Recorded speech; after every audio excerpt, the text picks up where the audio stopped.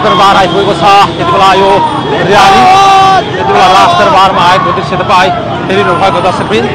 राजदरबारबाट अगाडि बढिरहेको छ। त्यति बेला प्रहरीलाई यो पनि हम्मे भएको अवस्था छ र यति बेला प्रहरीले पछाडि हटाउने प्रयास गरिरहेको छ। प्रहरीले पछाडि हट्न अनुरोध गरिरहेको छ र यति बेला सही व्यक्ति यो नागरिक र प्रहरीको चलिरहेको छ र प्रहरीले यति बेला प्रहरीले यो र्यालीमा उपस्थित सहभागीहरूलाई पछाडि हटाइरहेको छ र यति बेला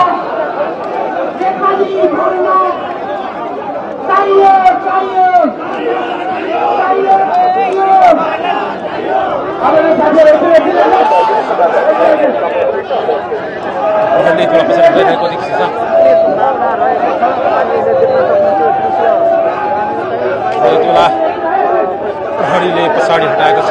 यता ध्वज संसारमा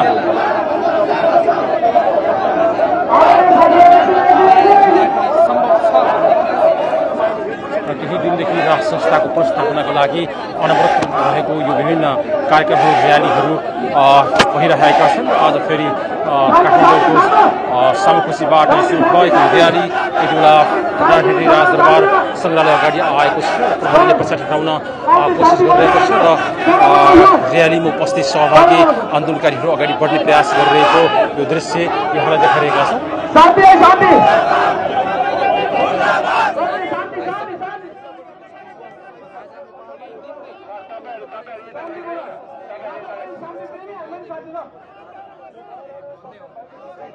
हिजो प्रचण्डले के भनेको थियो, हिजो चाहिँ नि प्रचण्डले के भन्यो राजा ज्ञानेन्द्रलाई, त्यो सबैले सुन्नुभयो होला। अब यिनीहरूका दिन नजिकिँदैछन् भन्ने कुरा सम्पूर्णले बुझे हुन्छ।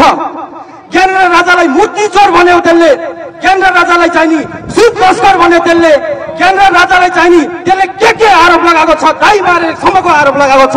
यसले चाहिँ देख्ने छ अब चाहिँ हाम्रो शक्ति, युवा शक्तिलाई अब चाहिँ अब देख्ने छ भन्ने कुरा यसले बुझ्दा हुन्छ।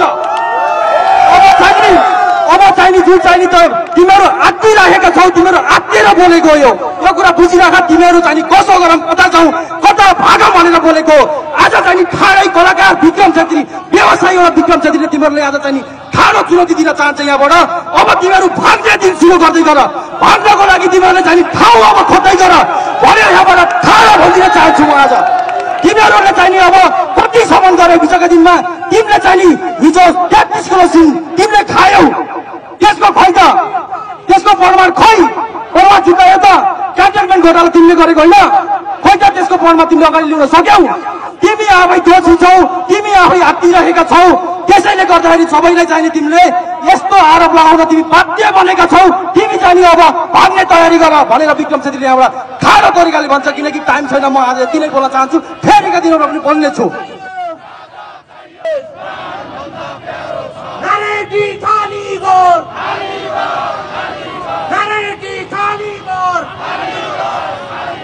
राजतन्त्र जिन्दाबाद,